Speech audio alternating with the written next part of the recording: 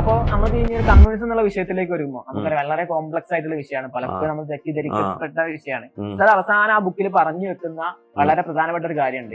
Communism ഒരു രാഷ്ട്രീയമല്ല, മറിച്ച് അതിന് മതത്തിന് സമാന്തരമാണെന്നുള്ള ഒരു കാര്യം ഉസ്താദ് പറഞ്ഞേക്കുന്നത്. അപ്പൊ ഈ വിഷയത്തിൽ, അതായത് ഒരു ജീവിത പദ്ധതിയാണെങ്കിൽ മതം തന്നെയാണ് കമ്മ്യൂണിസം എന്നുള്ളത് എങ്ങനെയാണ് ഉസ്താദ് സമർത്ഥിക്കാൻ ആഗ്രഹിക്കുന്നത്?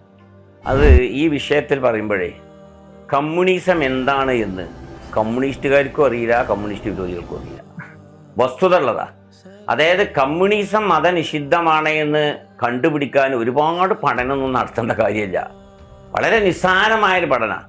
കമ്മ്യൂണിസത്തിൻ്റെ അതിൻ്റെ ബാലപാഠം, അതിൻ്റെ ആത്മാവ്, അതിൻ്റെ ആത്യന്തിക ലക്ഷ്യം എല്ലാ കമ്മ്യൂണിസ്റ്റുകാരും തുറന്ന് പറയുന്ന ഒരു കാര്യമാണ്. കേരള കമ്മ്യൂണിസ്റ്റുകാരും തുറന്ന് പറയുന്ന വാദമാണ് ഭൗതികവാദം. ഭൗതികവാദം എന്ന ഒന്ന് ഇല്ലാതെ കണ്ട് കമ്മ്യൂണിസം അല്ല. അപ്പോൾ കമ്മ്യൂണിസത്തിൻ്റെ അടിസ്ഥാനം ഭൗതികവാദമാണ്. ഭൗതികവാദം എന്ന് പറഞ്ഞാൽ എന്താ? പഞ്ച ഇന്ദ്രിയങ്ങൾ കൊണ്ട് കാണുന്ന സാധനം മാത്രമേ വസ്തുവാകൂ എന്നാണ്, പരിഗണിക്കാൻ പാടുള്ളൂ. അപ്പോൾ കണ്ണുകൊണ്ട് കാണുകയോ കാതുകൊണ്ട് കേൾക്കുകയോ ഒന്നും ചെയ്യാത്ത ഒന്ന് വസ്തുവല്ല. അപ്പോൾ അതുകൊണ്ട് അള്ളാഹ് എന്ന് പറഞ്ഞ ആ അള്ളാഹു, അത് ഈ പറഞ്ഞത് കൊണ്ട് ഒന്നും കാണാനും കേൾക്കാനും തൊടാനും ഒന്നിനും കഴിയാത്തതായതുകൊണ്ട് അങ്ങനെ ഒരു സാധനമില്ല. അപ്പോൾ ദൈവം എന്നത് മനുഷ്യ സൃഷ്ടിയാണ്, അല്ലാതെ ദൈവം മനുഷ്യനെ സൃഷ്ടിച്ചതല്ല. മനുഷ്യ സൃഷ്ടിയാണ് ദൈവം എന്നാണ്.